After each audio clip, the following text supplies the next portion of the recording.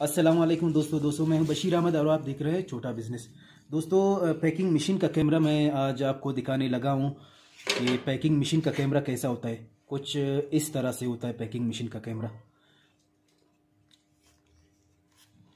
इसे packing machine camera बोलते हैं। ये उसका लेंस है और यहाँ से एडजस्टमेंट इसका होता है।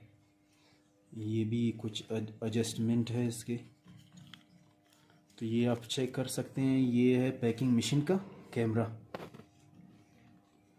कुछ इस तरह से पैकिंग मशीन का। वैसे तो मुख्तलिफ किस्म है कैमरे का, पैकिंग मशीन कैमरे का।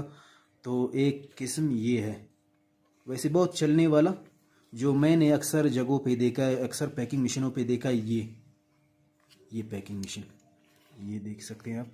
ये इसकी तार है और ये इसका लेंस हो गया, ये इसकी एडजस्टमेंट हो गई। ये देख सकते हैं आप, ये पैकिंग मशीन का कैमरा। तो मैं मिलूँगा आपसे नेक्स्ट वीडियो में, तब तक के लिए अल्लाह हाफ़िज़।